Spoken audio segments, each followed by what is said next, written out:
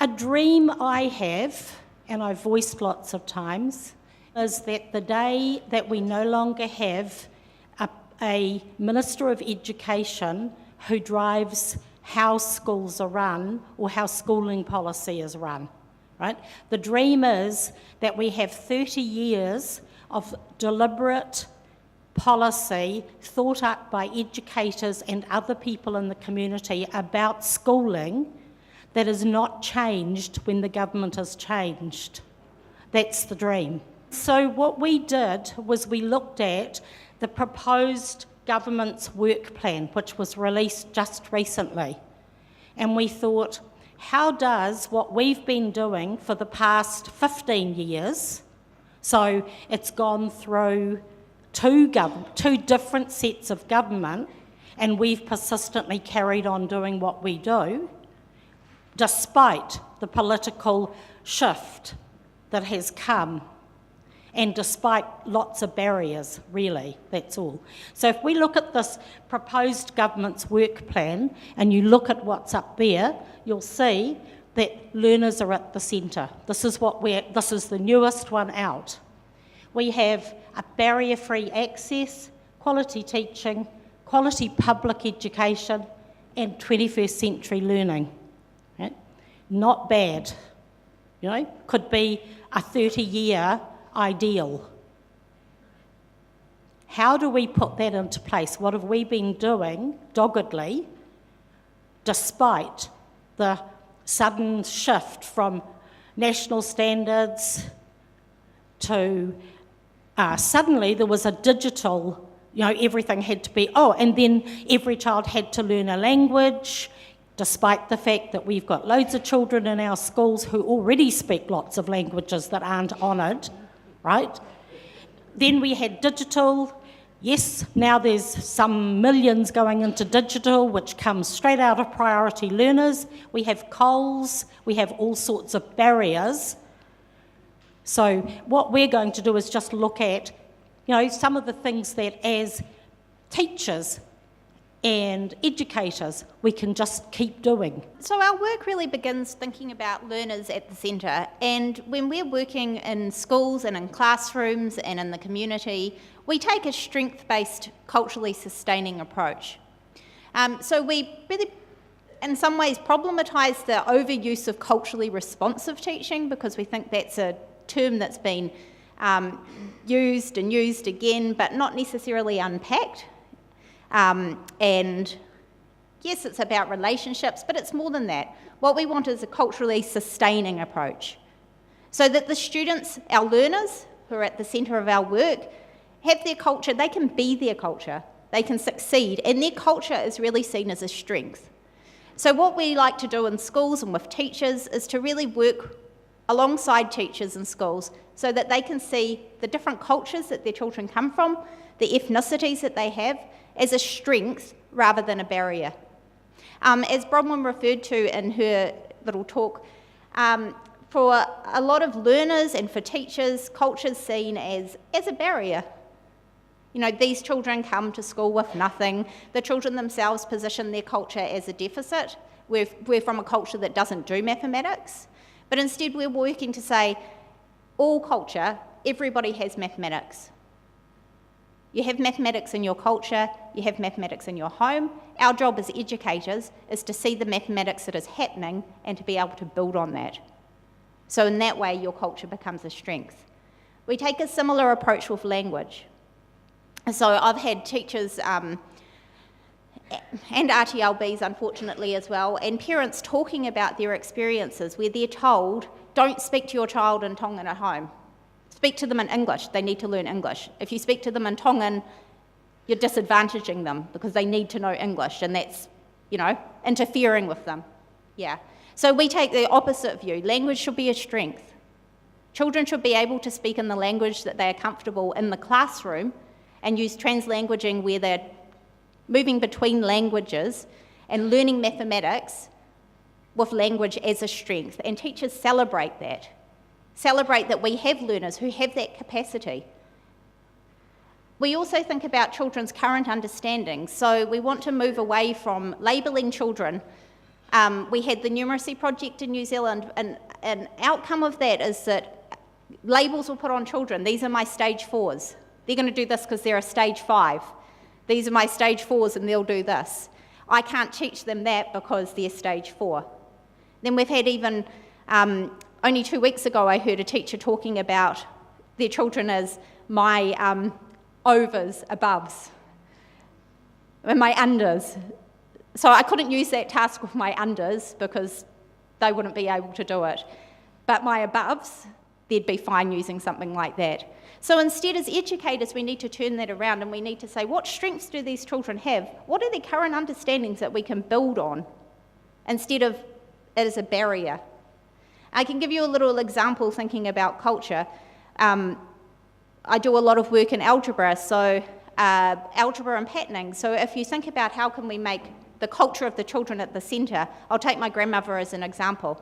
And I was working in a school with a teacher looking at how could we use culturally based tasks, patterning tasks, which were algebraic. And I looked at the te vai that my grandmother makes, and when I started looking at it, I thought, that's got growing patterns in it. I hadn't really, it was a different eye that I was looking at it. So I saw that growing pattern and I thought, how can we take that into a mathematics classroom and get these little year 2 children, 6-year-olds, to look at that and generalise that pattern. And that their understanding and knowledge of that aspect of their culture then became a strength to grow their mathematical understanding and to generalise. And we ended up looking at a whole lot of different things and thinking, Sasa, for example, was a repeating pattern that you could use, that the children could draw on that knowledge, that expertise that they had from their culture, and use that as an impetus to develop their mathematical understanding. One of the things that we always have to think about is we're actually putting up a lot of expectations on teachers. So if we don't take a deficit view of students, if we talk about what strengths the students bring, we also need to talk about the strengths the teachers bring and grow them from there. So this has to be transformative for them, it has to be generative. We talk about this is a long journey. For the first maybe year, it's all about you. It's not about your students, because we've got to get you to grow to a point where things like one of the first activities we do is look at your values in terms of how you grew up, and then you might be able to understand from the perspective of somebody else who comes from a different value system, their values. But until you know your values, you can't possibly understand why they might be different. And we've learnt this over time, that this is what we need to be able to do with teachers, because at first we just used to put up Māori values, Pasifika values, and we got lots of arguments from teachers saying, but we have the same values. And that was because we hadn't explored theirs first.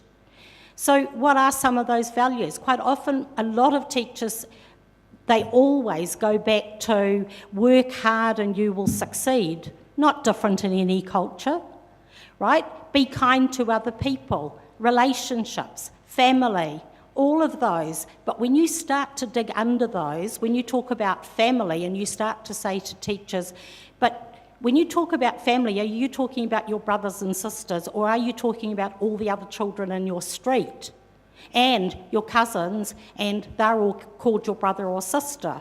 Suddenly they see that's different. So what we do is we use a SMART tool, and we use this thing called a communication and participation framework, because ultimately we want the students to be reasoning and communicating so that teachers can assess where the student is at and where they're going to next.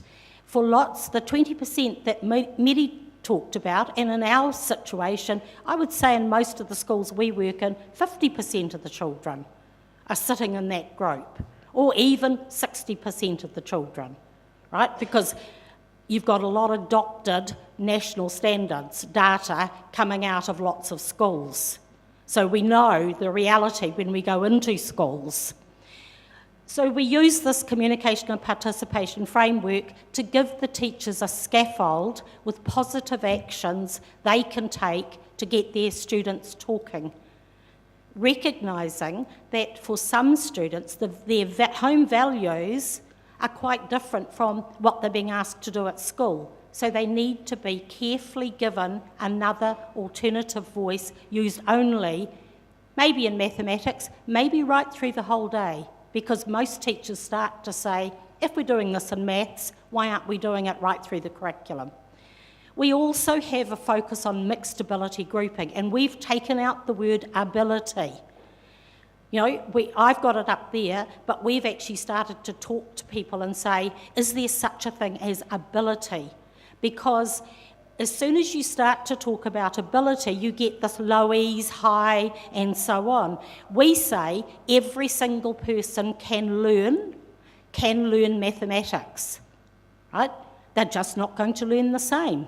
That's the difference.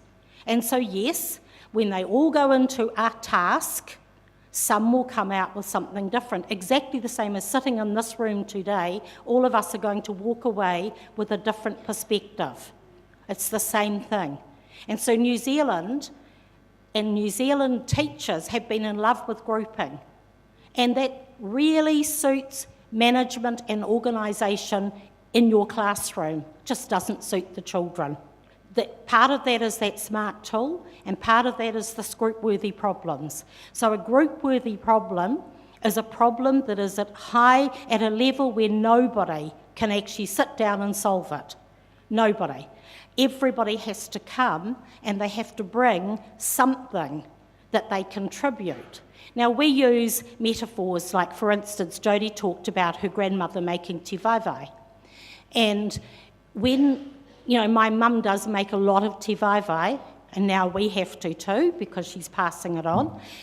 But nobody owns the final te vaivai, the final product. And that's the sort of thing that we work with children to say, is that when you're doing a problem, a high-level challenging problem, together you can make a really good outcome. Alone, you may well not succeed. I was really heartened about 2 weeks ago to go into a school which we'd been working at for, I think it's the 4th year we've been working with them. A lot of teacher change, but this is one of the original teachers, and I was working with her doing a little bit of research into some of her class things, and about halfway through the lesson she said to me, which child in here do you think has high learning needs in this group? And I said to her, honestly, I could not say. I have absolutely no idea.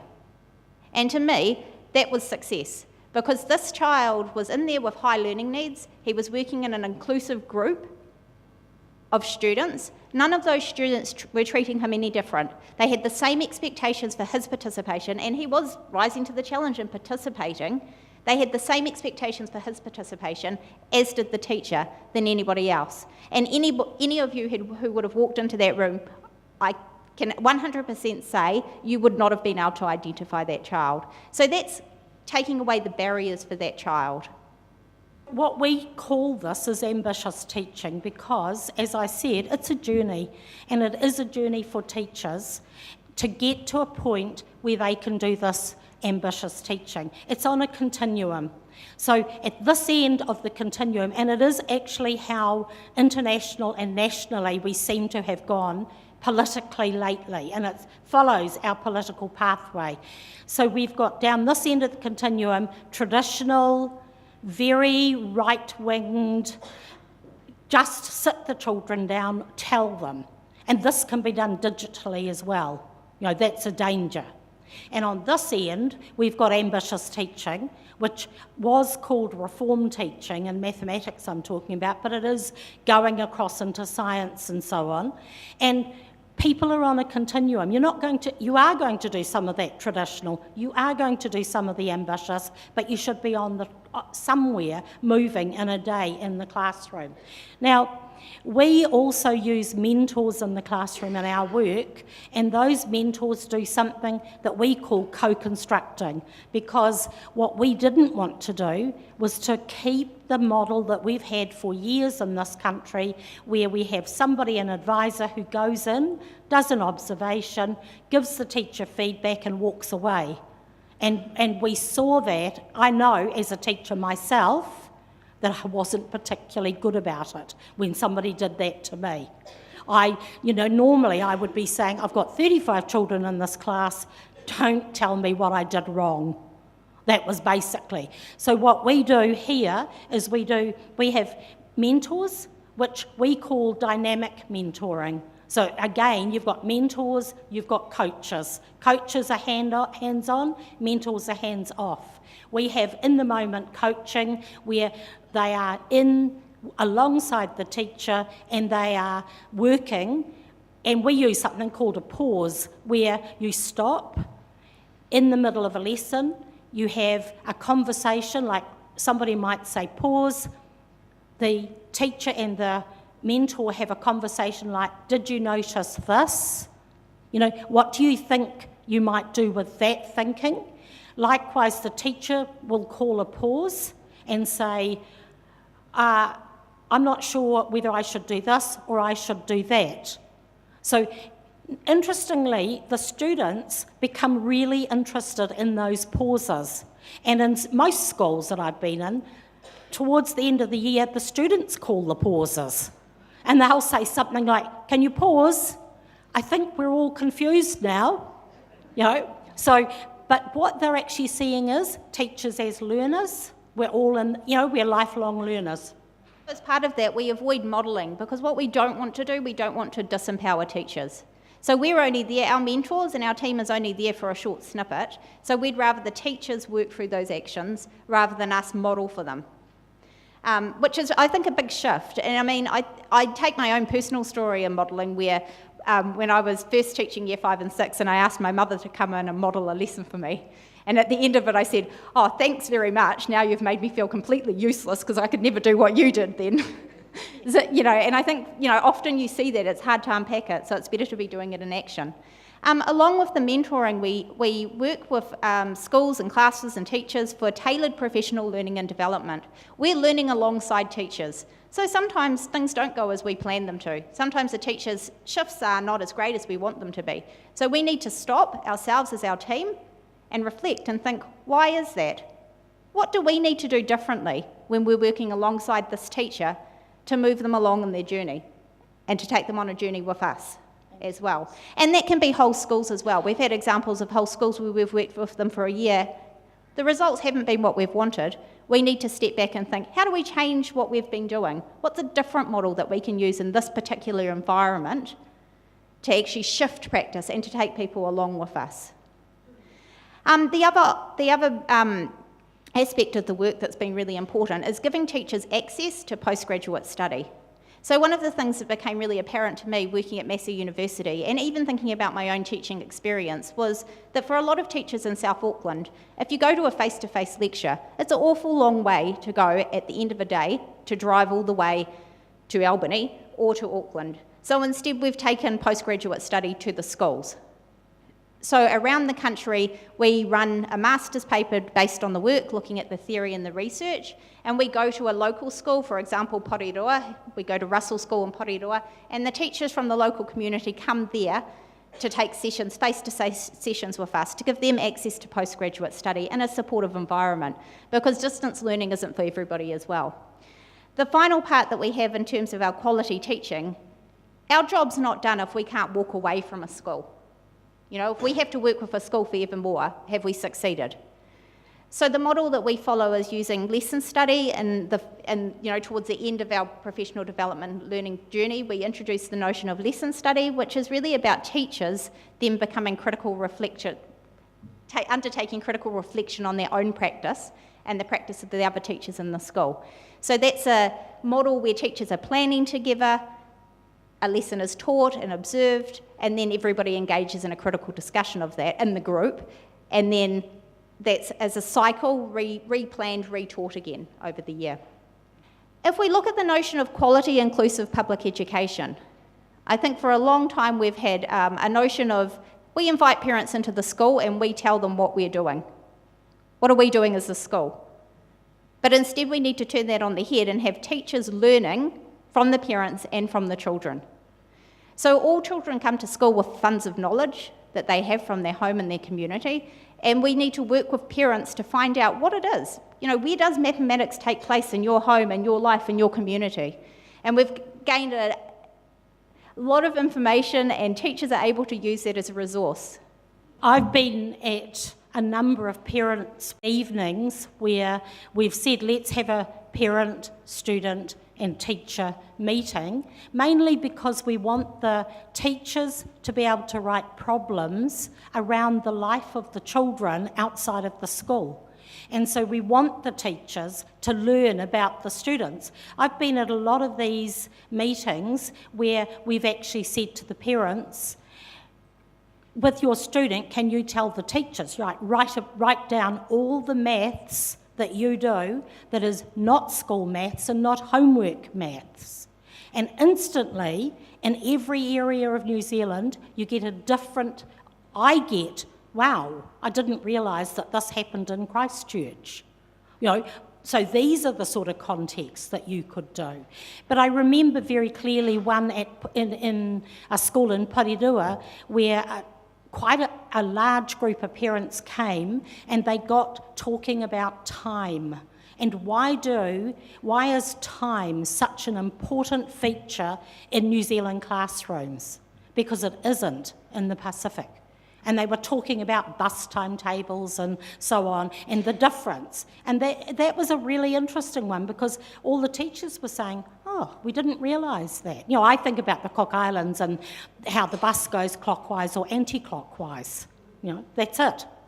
Right? And yes, it does have time things, but it might just go inland for a bit because someone's mum is sitting on there and she needs to be delivered. That's time. So that's what we're talking about in terms of teachers learning from parents.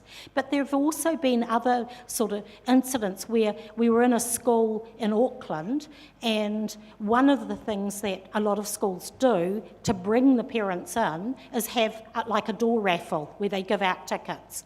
And in this particular at this particular one, they had those big blue bags full of plain biscuits and cans and food.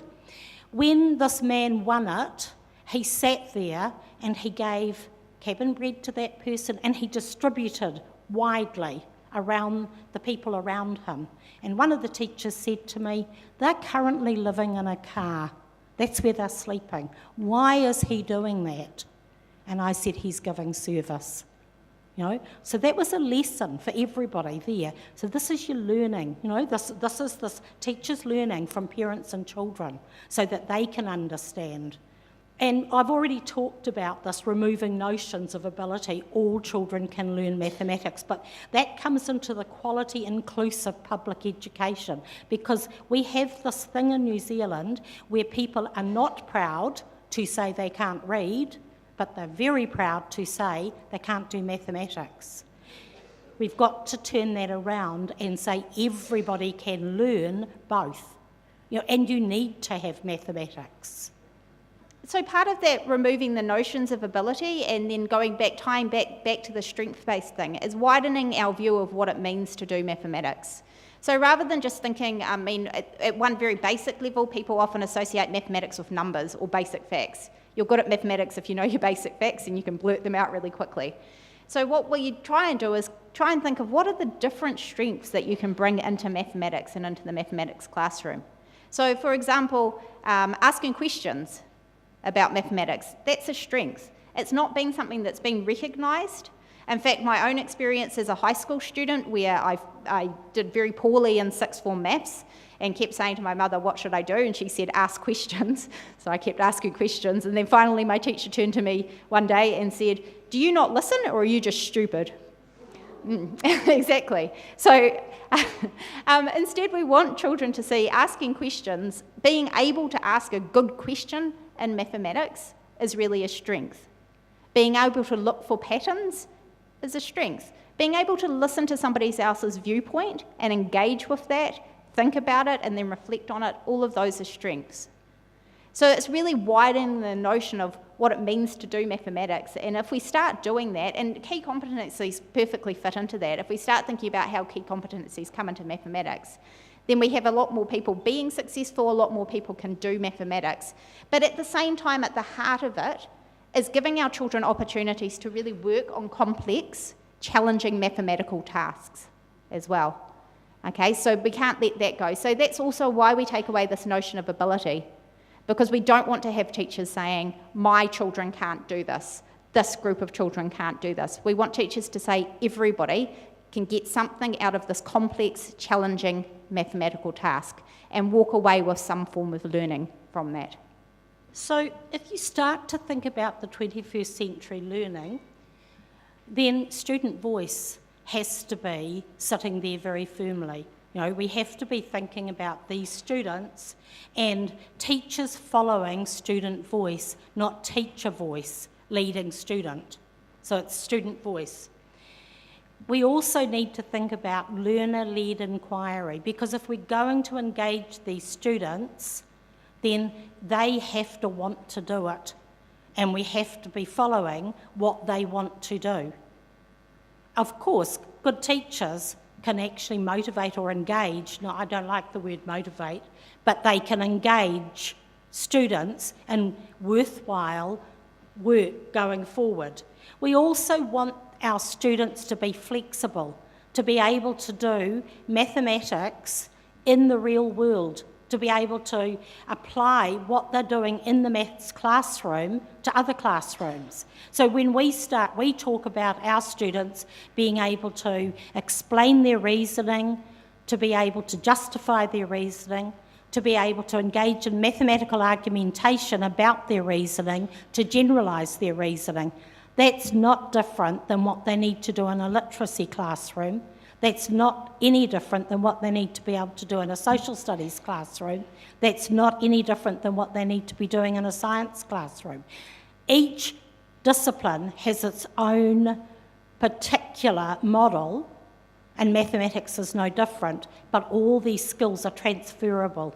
And then into the real world, we also want them to be able to engage in justifying their actions, applying some argumentation when something doesn't look good or does look good to them, and generalising that if I do this, then this is going to be an outcome. You know, so these are flexible skills that they should be able to do. And the last one is that mathematics is for life, and they need to know that they are going to need maths for the rest of their lives. And in fact, I recently heard somebody, a man called William Tate, who's really worth looking up and listening to, who talked about mapping when people disengage from mathematics to life expectancy. And people who disengage, children who disengage from mathematics at primary school level have 15 years less life expectancy. And so when you think about the statistics, you start to think about who we in New Zealand have to equitably deal with, giving them their rights. And I think I'm quite hot on this. I think that we've got to actually have a lot of our students thinking about white privilege. You know, we have to be making it social justice to start thinking about who is more privileged than who, and actually talking and having some of these conversations in the classroom about this, so that we don't have this deficit thinking of particular groups of students about themselves.